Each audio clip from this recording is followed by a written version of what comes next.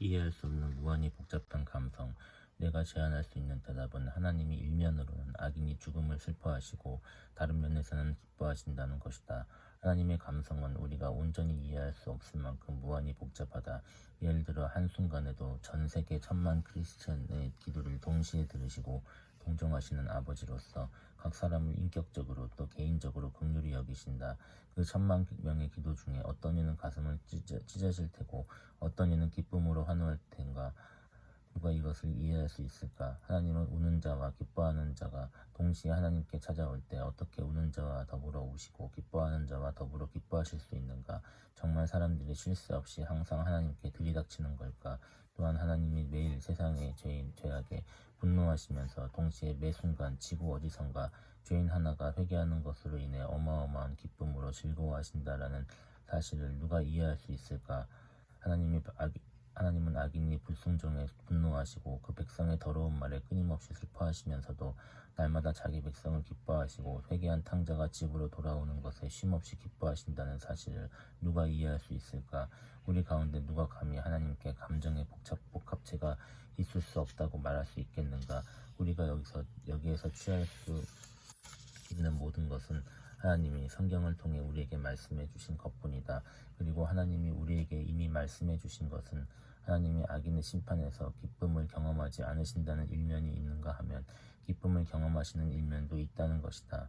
정의와 고통스러운 환희, 회개치 않는 자들의 죽음과 고통은 그 자체로는 하나님께 기쁨이 되지 않는다.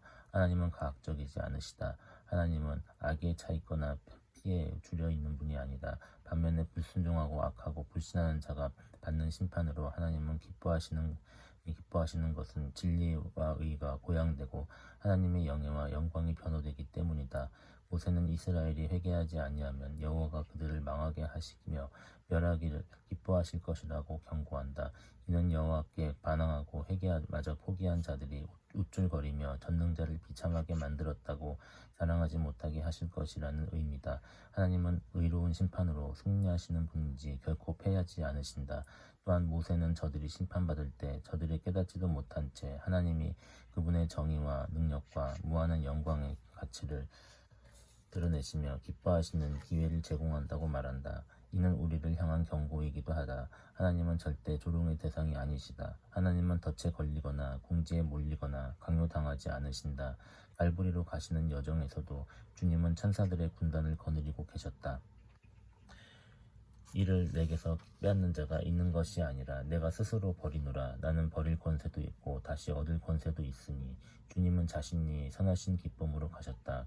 그분 앞에 놓인 기쁨을 바라보시면서 하나님이 역사의 한 시점에 스스로 덫에 걸려 책임을 지시고 그가 기뻐하시는 일을 그대로 행하셨다. 바로 당신과 나와 같은 불경건한 자를 의롭다 하시려고 죽으신 것이다. 하나님의 주권에 대한 나의 경험. 하나님의 주권은 나뿐만 아니라 우리 교회에 있는 많은 사람에게 소중한 실제다. 지금까지 우리 교회 식구들 가운데 한 사람이 가슴 찢어지는 재난을 당했다는 소식을 많이도 접했다. 그럴 때마다 우리는 주님 앞에 나아가 무릎을 꿇고 그들을 도와주시고 위로해 달라고 부르짖어 기도했다. 여러 번 나는 교인들이 하나님의 주권적인 의지에 순복하고 그 안에서 하나님의 선하신 목적을 구하기로 결단했다는 고백을 들었다. 한 번은 토네이도가 우리 지역을 관통하면서 가옥과 가게를 무너뜨리고 아름드리 나무들을 뽑아버렸다. 주일 오후에 일어난 일이었다. 그날 저녁 우리는 기도했다. 한 자매는 희생자들에게 자비를 베풀어 달라고 기도했다. 그녀는 강풍을 일으키시는 하나님의 능력을 목소리 높여 찬양하며 우리 모두가 그 놀라운 권세 앞에 겸손히 회개하야겠노라 기도했다.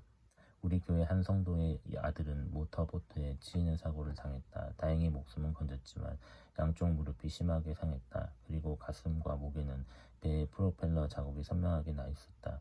그 일에 대해 우리 성도는 자신이 당한 일은 위로와 교훈을 위한 것이요 하나님의 주권이라고 간증했다. 하나님이 내 아들의 인생에 목적하신 바가 있는 거죠.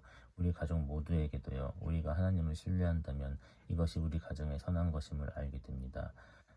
1cm 미터만 차이가 났어도 하나님은 제 아들을 데려가실 수 있었습니다. 그러나 하나님은 프로펠러 날에게 말씀하신 것이죠. 여기까지. 더는 안 돼. 물론 하나님이 칼날을 항상 멈추시는 것은 아니다. 1974년 12월 16일 하나님은 내 어머니의 생명을 살려주지 않으셨다. 어머니는 아버지와 함께 이스라엘에서 베들레헴으로 향하는 관광버스에 몸을 싣고 계셨다. 그때 목재를 지붕에 싣고 가던 벤 한 대가 차선을 이탈하면서 버스와 정면으로 충돌했다. 목재가 창문을 관통하고 들어와서 어머니를 즉사시켰다. 사망 10일 후 장례식장에서 어머니의 몸을 복구한 뒤 우리 가족이 어머니의 시신을 보았을 때 누나는 기절하고 말았다. 아버지는 홀로 오랜 시간 관을 붙들고 오열하셨다. 나는 들어가서 마지막으로 관을 닫았다. 우리는 조문객들에게 사진들만 보여주었다. 그때 내가 무엇이 위로가 되었겠는가. 그러나 많은 위로가 있었다. 어머니는 고통 없이 가셨다. 28년 동안 그분은 내게 최고의 어머니이셨다. 어머니는 내 아내와 첫 아이 하나를 보셨고 지금은 예수님과 함께 천국에 계신다. 어머니의 삶은 선한 행실로 가득했고 그 선한 영향력은 어머니가 떠난 뒤에도 오래도록 지속될 것이다. 그리고 나의 모든 질문을 지지하고 내 마음을 평안케 하는 확신이 있는데 그것은 하나님이 모든 일을 통제하시며 하나님은 선하시다는 확신이다. 사륜구동 트럭의 차선 이탈은 하나님도 통제하지 못하신다는 관점으로는 아무런 위로도 받지 못했다. 또한 내게 운이 없어서 그런 것이라는 생각도 아무런 위로가 되지 못했다. 물론 사탄의 손을 들어주시는 것에서 위로를 얻지도 않았다. 침대 곁에 무릎을 꿇고 앉아 울고 있을 때 동서에게서 걱정 어린 전화를 받았다. 나는 하나님이 이 사건을 주관하셨으며 또한 하나님이 선하시다는 것을 결코 의심하지 않았다. 모든 것을 설명할 필요는 없다. 하나님이 다스리시며 그분이 사랑하신다는 사실로 지금은 충분하다. 그러므로 하나님을 경외하고 그분의 행사를 감탄하며 바라보자. 영원히 삼위 교제 가운데 행복하시고 그 역사의 지혜가 무한히 풍성하시고 그분의 자족하심 가운데 자유하시고 주권자 되시는 하나님이시다. 우리 하나님은 하늘에 계셔서 기뻐하시는 모든 것을 행하신다.